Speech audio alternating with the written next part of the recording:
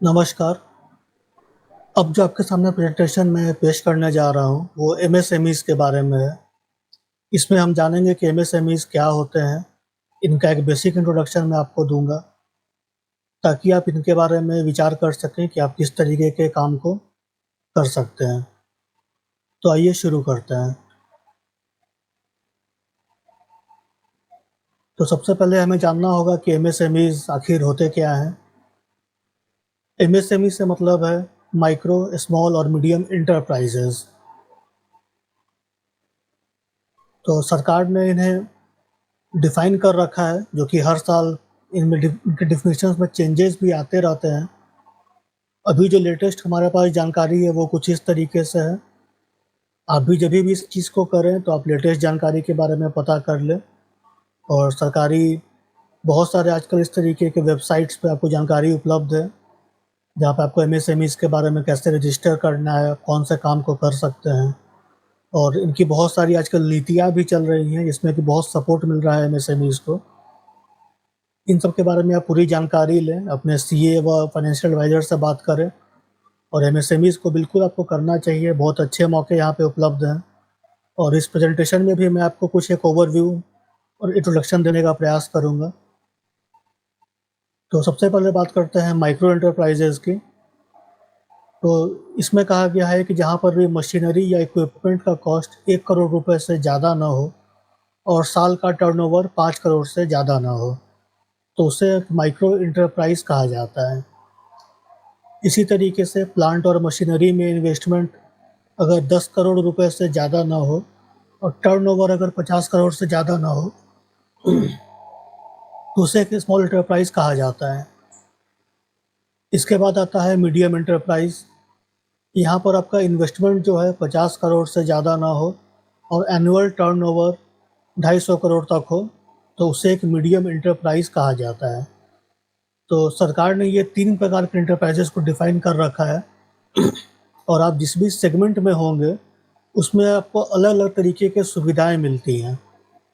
जैसे कि जो छोटे उद्योग हैं, माइक्रो एंटरप्राइज़ेज़ हैं या स्मॉल एंटरप्राइज़ेज़ हैं, वहाँ पे ख़ास तौर पे अभी सरकार का बहुत ध्यान है, और यहाँ पे आपको बहुत ज़्यादा तरीके के आजकल फ़ायदे उपलब्ध कराए जा रहे हैं।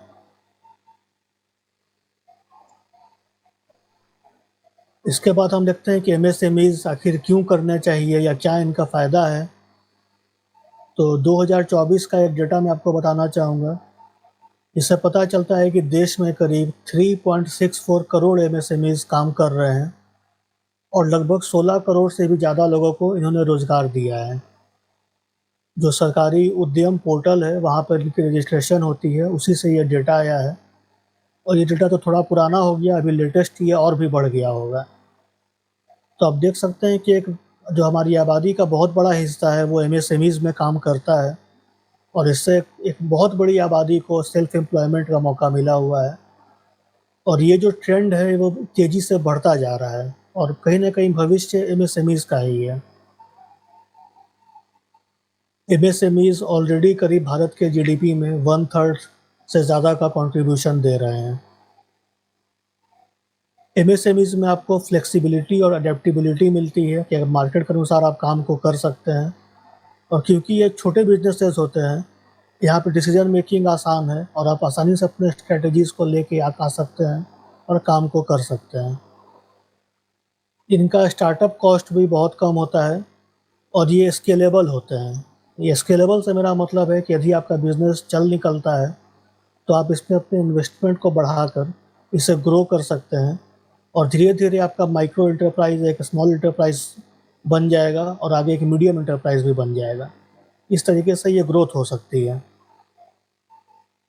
एमएसएमईज़ में इनोवेशन के लिए बहुत अपॉर्च्युनिटीज़ हैं, और ख़ास तौर पे कुछ मार्केट निशेज़ को अगर आप आइडेंटिफ़ाई करके काम करें, तो इसमें सफलता पाने की संभावना बहुत बढ़ जाती है। एमएसएमईज़ लोकल इकोनॉमीज़ को मजबूत कर रहा है, और कई सारे लोगों के लिए जॉब क्रिएट कर रहा है। तो एमएसएमईज़ में मेनली 2 सेगमेंट की बात की जाती है, मैन्युफैक्चरिंग और सर्विसेज़। तो यहाँ पे मैं कुछ बात करना चाहूँगा मैन्युफैक्चरिंग के बारे में। तो वैसे तो इसमें बहुत सारे टॉपिक्स आते हैं, लेकिन कुछ पर्टिकुलर टॉपिक्स को मैं यहाँ पे आपका ध्यान लाना चाहूँगा, जिसमें कि मैन्युफैक्चरिंग के काम को आप कर सकते हैं और सरकार भी इनके ऊपर बहुत तरीके की सहायता प्रदान करती है। जैसे फूड एंड अलाइड इंडस्ट्रीज़ है, pickles, breads, groundnut oils, chutneys, mustard oil. Chemical products हैं जैसे laundry soap, wax candles, fireworks, safety matches, agarbattis. Glass and ceramics में ग्लास बैंगल्स। कुछ मैकेनिकल प्रोडक्ट्स हैं जैसे कि steel almirah, rolling shutters, steel chair, steel table, steel furniture, padlocks, utensils, domestic utensil, aluminium, wooden furnitures इत्यादि। तो ये कुछ छोटे उद्योग हैं जिन्हें कि आप शुरू कर सकते हैं छोटे स्तर से, और इस मैन्युफैक्चरिंग को करके फिर आप एक अच्छा लाभ उठा सकते हैं और इसे स्केल करना भी आसान है। इन चीज़ों की रिक्वायरमेंट हमेशा बनी रहती है और मार्केट में इनकी आपको कभी भी कमी नहीं मिलेगी। आप इस काम को करेंगे तो आपको सफलता मिलने की संभावना बहुत ज़्यादा होती है। दूसरा जो महत्वपूर्ण सेक्टर है वो सर्विसेज है। यहाँ पे मैंने कुछ सर्विसेज को लिस्ट किया है। आप अपने आसपास जब बाज़ार निकलते होंगे तो आप जितने भी प्रकार की दुकानें देखते हैं वो कहीं ना कहीं एमएसएमई सर्विसेज के अंदर ही आते हैं। Beauty parlours, food vans, restaurants, cloud kitchens, creches, photo studio, photocopy, tailoring, grocery stores, boutiques, medical clinics, apparel shops, electronic accessories, repair works, fitness centres. ऐसे कई सारे सर्विस बेस्ड काम हैं, एमएसएमई के काम हैं, जिन्हें कि आप शुरू कर सकते हैं और इन सब चीज़ों के लिए भी आपकी अच्छी खासी कमाई हो सकती है। ऐसे बहुत सारे टॉपिक्स हैं, मैंने यहाँ पे कुछ एग्जांपल आपको दिया है, इसके अलावा और भी बहुत सारे ऑप्शंस हो सकते हैं। आप अच्छे प्रकार से इनका रिसर्च करें, स्टडी करें और जिस काम में आपको रुचि हो, आपके मार्केट कंडीशंस के जो सूटेबल हो, वैसे काम के बारे में आपको विचार करके उस काम को करना चाहिए। फिर मैंने ज़िक्र किया कि भारत सरकार आजकल बहुत तरीके के स्कीम्स को लॉन्च कर रखी है। यहाँ पे मैंने कुछ को लिस्ट किया है। इनके बारे में आप डिटेल से आपको जानकारी नेट के ज़रिए खुद जुटानी होगी। पर मैं ये कहना चाहूँगा कि अभी के समय में एमएसएमई, खासतौर पे जो माइक्रो और स्मॉल इंडस्ट्रीज़ एंटरप्राइजेज़ हैं, भारत सरकार उनके लिए फ्री में या नॉमिनल कॉस्ट पे स्किल डेवलपमेंट प्रोग्राम्स लाई हुई है, जहाँ पे आपको ट्रेनिंग दी जाती है। इसके अलावा आपको कैसे उनको मार्केटिंग करना है, ये भी आपको बताया जाता है। बिज़नेस को स्टार्ट करने के लिए आपको फ़ंड की ज़रूरत होती है, लोन की ज़रूरत होती है, तो वो भी भारत सरकार आपको उपलब्ध करवा रही है, बहुत ही कम रेट्स पर। तो ये कई तरीके की स्कीम्स आजकल चली हुई हैं। इनके बारे में जब आप पता लगाएँगे, आप कौन-सा काम करना चाहते हैं उसके अनुसार, तो आपको लगेगा कि ये बहुत सारे मौके हैं और आप इन मौक़ों को आपको दोनों हाथों से लेना चाहिए और इन कामों को करना चाहिए।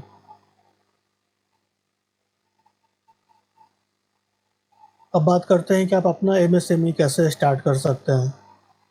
तो सबसे पहले आप मार्केट रिसर्च करें, एक आइडिया बनाएँ और उस आइडिया को वैलिडेट करें। यहाँ पे मैं इस बात के लिए आपको कहना चाहूँगा कि कई लोग ऐसी बातें भी बताने लगते हैं कि नहीं, जो सब लोग कर रहे हैं आप वही काम करें, या फिर जो आपका पैशन हो, जो आपको मन कर जाए आप वो काम कर लें। ये दोनों ही बहुत एक्सट्रीम पॉइंट्स हैं। अगर आप सफलता पाना चाहते हैं तो आपको कहीं न कहीं एक बैलेंस उठाना होगा। जिस काम में आपकी रुचि है, आपको समझ है, जिस काम में आप अपना मेहनत लगा सकते हैं, वैसे फ़ील्ड को आप तलाशें और साथ ही साथ अपने मार्केट कंडीशन को, आपके शहर के, आपके लोकेशन के कंडीशन को भी स्टडी करें कि उसकी वहाँ पे कैसी रिक्वायरमेंट और नीड है, कौन से बिज़नेसेस यहाँ पे अच्छा चल सकते हैं। इन दोनों बातों के विषय में बहुत ही अच्छी तरीक़ा से सोच विचार करें, डिस्कशन करें अपने फ्रेंड और फैमिली से। उसके बाद समझदारी के साथ आप फैसला लें कि आपको कौन-सा एमएसएमई करना है। इसके बाद आप अपना एक डिटेल्ड बिज़नेस प्लान बनाइए, बजट तैयार करिए। फंडिंग की इसमें आपको ज़रूरत पड़ेगी क्योंकि एमएसएमई की बात हो रही है।